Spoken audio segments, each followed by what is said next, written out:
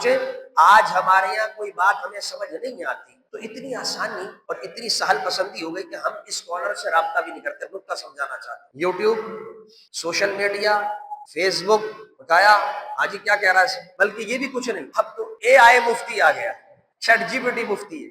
آپ نے کوئی علم لکھا، کوئی سوال، اب لوگوں کو یہ بھی ضرورت نہیں کہ وہ کسی اسکالر کے پاس جائے، اے آئی سے پوچھتے بھائی تو بتا کہ طلاق ہو گئی نہیں ہو گئی، تو بتا نماز کا کیا حکم ہے، روزے کا کیا حکم ہے۔ اب چیٹ جی پی ٹی اور جیمنائی اور اے آئی مفتی، اب اس پر تمہیں ایک لطیفہ بھی اور ایک نکتہ بھی سمجھاؤں۔ ابھی ہم جامعۃ الازہر، میں نے آپ کو بتایا ہم گئے تھے، پورے پاکستان کے ٹاپ کلاس اہل علم، یونیورسٹیز کے اساتذہ بھی تھے، مشائخ بھی تھے، اور بہت ہائی ڈیلیگیشن لے کر میں گیا اللہ کے فضل و کرم سے، اور وہاں ہماری اہل علم سے ملاقاتیں ہوئی، گفتگو، اس میں یہ مسئلہ بھی چھڑا گیا۔ تو وہاں کے دکتور عباس شومان صاحب اور دکتور حسن لطیف صاحب بہت بڑے دکتور ہیں، ازہر اکیڈمی کے اور منظم العالمیہ کے، تو جب بیٹھے تو یہ گفتگو ہوئی، صاحب آج کل اے آئی جو ہے وہ فتویٰ بھی بتاتا ہے، اے آئی فتویٰ۔ اب عالم کی ضرورت، یہ مسئلہ یہ ہے، عالمی مسائل ہے، یہ گلوبل انٹرنیشنل، یہ خالی ایسا نہیں پاکستان ہندوستان میں، مصر میں بھی یہی ہو رہا ہے، عرب کنٹری سعودیہ میں بھی بچہ یہی کر رہا ہے، نوجوان یہی کر رہا ہے، اسکالر اور ایک عالم سے دور ہوتا جا رہا ہے، اور یہ اے آئی اور مشین سے قریب ہوتا جا رہا ہے۔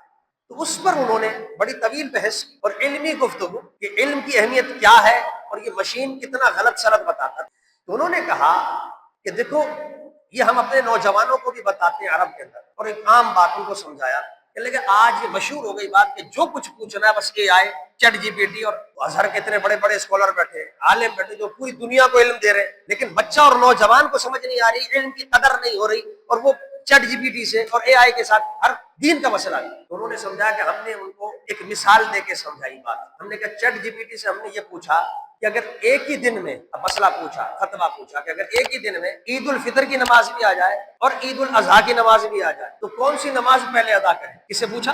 اب یہ فرق سمجھا رہے ہیں کہ مشین کا حال کیا، مشین ہے، عقل نہیں ہے، انسان نہیں ہے، عالم کی قدر ہمیشہ۔ اب کیا اس نے جواب یہ دیا جو اس نے تحقیق پیش کی کہ اگر یہ دونوں اکٹھے جمع ہو جائیں تو پہلے عید الفطر پڑھو پھر عید الاضحیٰ۔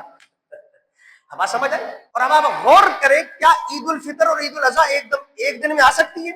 بڑی عید اور چھوٹی عید کی نماز ایک دن میں آتی ہے کبھی؟ نہیں آتی۔ ہر آدمی جانتا ہے عید الفطر پڑھ لیا، عید الاضحیٰ، یہ دو مہینے ہی علیحدہ علیحدہ، دو موقع ہی علیحدہ علیحدہ، کیسے آ سکتے ہیں؟ مگر مشین ہے، وہ عقل نہیں ہے، وہ علم نہیں رکھتا، وہ علم کو جمع کرتا ہے۔ اب جمع کرنے میں صحیح بھی کر سکتا ہے، غلط بھی کر سکتا ہے، لوگوں کو یہ بات سمجھ نہیں آ رہی۔ تو اب جب یہ مثال دے کر انہوں نے، اور سارے ہنسے، سب میں ایک کہتا بنا واقعی یہ حال، یہ مصر میں باقاعدہ پوچھا گیا ہے اور اس نے یہ بات کر ڈالی، تو سب نے کہا دیکھو یہ حال ہے، مشین کا یہ لیول ہے۔ تو نتیجہ کیا نکالا؟ نتیجہ یہ نکالا کہ مشین کتنی ہی ترقی کر جائے لیکن یہ انسان کی بنائی ہوئی چیز ہے، کبھی بھی اس شے یا اس عقل، اس فکر کا مقابلہ نہیں کر سکتی جو کائنات کے مالک نے پیدا کی۔